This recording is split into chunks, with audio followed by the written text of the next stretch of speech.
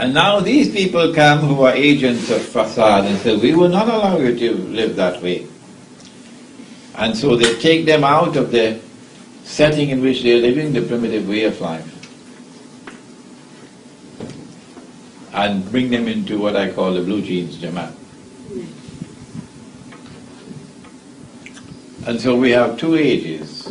We have that age and we have this age. And you can now understand the world in which you live, and you can now look back to see the world that you could have lived in. This is the Quran addressing mankind. If only we'll take a little time to go to the Quran.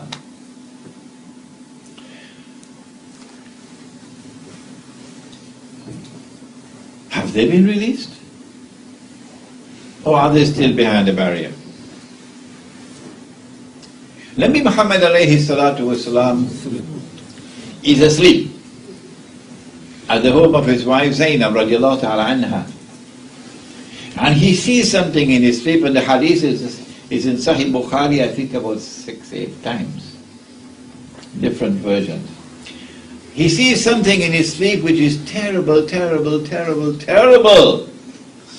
And he wakes up from his sleep, it's a vision, and his face is flushed red. What did he see? And he says to her, وَيْلٌ لِلْعَرَبِ مِنْ شَرٍ قَدْ اقْتَرَبَ. Woe unto the Arabs because of a great evil which has now been released. Now it's close upon them. And then he raised his hand like this, and he said, today a hole has been made in the radam. That's the word used, radam, that Zulkarnain built, indicating that the release of Gog and Magog, which can only take place when Allah chooses. فَإِذَا جَاءَ وَعْدُ رَبِّ جَعَلَهُ دَكَّاءَ. The release has now commenced, so the barrier is going down. She then asked, أَنُهْلِكَ, will we be destroyed? And there are righteous people living amongst us? He said, Na'am. We meaning the Arabs, because he said, وَيْلُ لِلْعَرَبِ. Will we be destroyed when there are righteous people living amongst us? He said, Na'am. إِذَا كَثُرَ الْخَبَثِ. When khabath, nastiness, immorality, what today can be called moral garbage, when it prevails, at that time the destruction of the Arabs will take place. We are now living on the very brink of the destruction of the Arabs. On the very brink of it. It's a terrible time coming ahead of us. And so from the hadith in Sahih Bukhari, it is as plain as daylight. And from our examination of the world around us, it is as plain as daylight that Allah brought down that barrier long years ago. That Gog and Magog, who are human beings. So you can't recognize them by looking at them. You have to recognize them by their conduct, or you could use the word footprints, no? By their conduct. That's how you recognize them. They've been released long ago. But if you say they have not been released, then I have the right to ask, where is the barrier? You don't even need to travel to the Caucasus Mountains. There's something called the internet now. You may have heard of it. And something called Google Earth. And you could just, Imam, you could just type, and the Caucasus Mountains right there on the screen. And you can move around, you get the Dariel Gorge. And when you look, it's a big military highway now from Russia coming down south. Barrier is not there anymore. If you say that you cannot have your cake and eat it at the same time, if you say that Gog and Magog have not been released, the barrier is still there, which is the majority opinion, unfortunately. And I show no disrespect for my brothers, the learned scholars of Islam. That's not my style. Then we have the right to respectfully ask them, where is the barrier? And why are you not making an effort to go and search for such a historic construction which is in the Quran? If it is still standing there, how can you eat biryani for dinner and go to sleep? Huh? Why are we in this situation? I have been lecturing on the subject of Gog and Magog for more than 15 years now. When I started in New York, people looked at me and asked whether this man has come from Mars or Venus. You couldn't believe what it was like 15 years ago. Really. Because nobody was speaking on this subject. Nobody. And I am in the United States of America. And you got the whole world of Islam in New York, you know. Everybody there. Every single Muslim community of the world is present in New York. And here comes this curious fellow called Imran talking about Gog and Magog. We never heard about it before.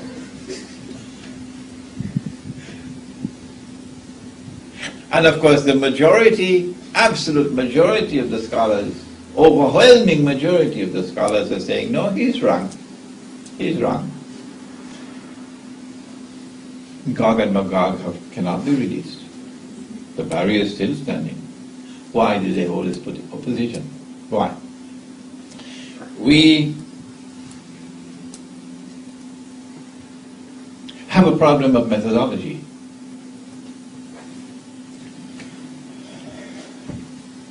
At the very beginning of the Quran, Allah teaches a lesson. But it has escaped the attention of many of us.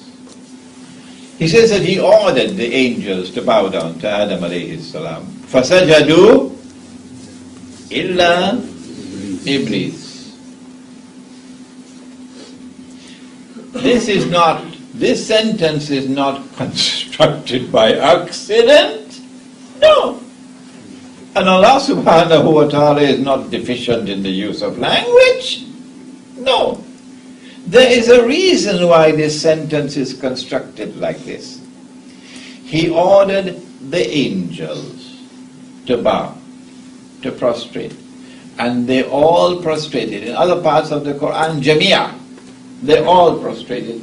Illa Iblis. If you take a verse of the Quran in isolation, or you take a hadith in isolation, the Americans call it standalone, you will have to come to the conclusion, inescapably, that Iblis is an angel. Can't get away from that. This is the defective methodology. Iblis is an angel. In fact, in my early years as a student, when I was green, I remained green for a long time, I was also battling with it. But it has to be an angel. And then I went dabbling into Christian teaching. They talk about a fallen angel. Oh, he fell down.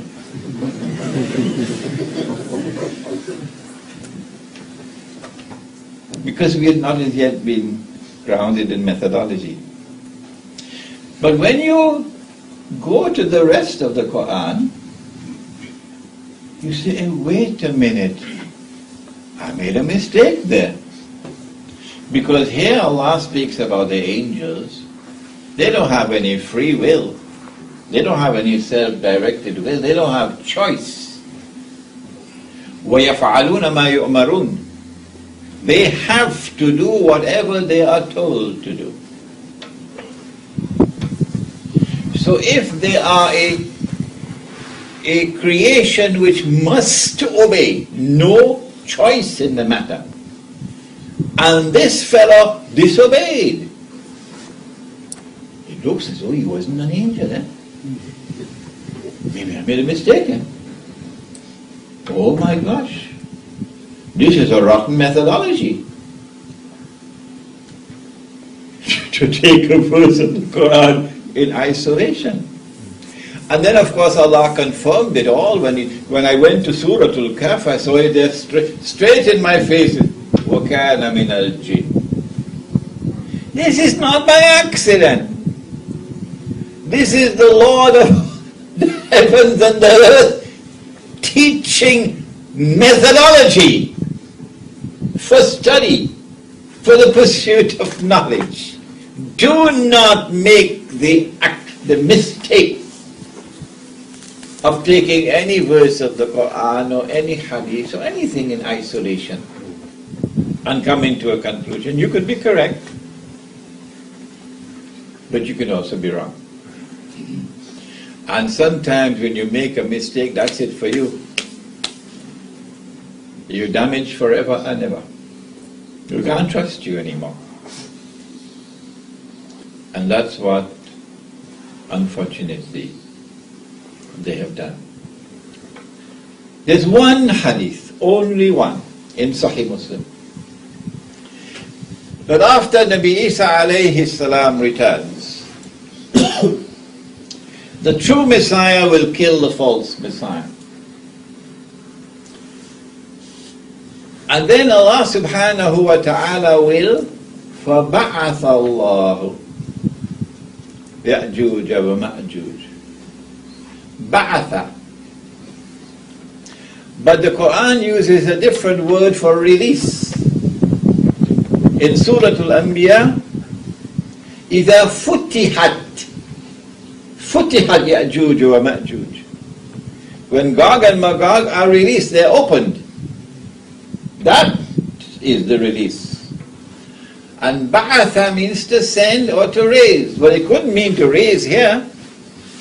Why? Because they've been raised long ago. And they were committing fasad long before we built the barrier. So it has to mean Allah will send Gog and Magog at that time. And the first of them will pass by the Sea of Galilee and start to drink the water. And by the time the last of them pass, they'll say, there used to be water here. The Sea of Galilee is almost dry. Did you know that?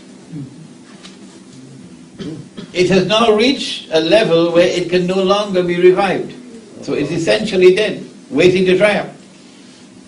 I think that qualifies as evidence that there's some kind of a passage there for Gog and Magog. But because the hadith says that after Nabi Isa alayhi salam kills Dajjal, their understanding is that only at that time will Allah bring down the barrier. And only at that time will Gog and Magog be released. And Imran Husein, 15 years now, a voice crying in the wilderness. But you cannot be angry with your brothers, they're more learned than you are.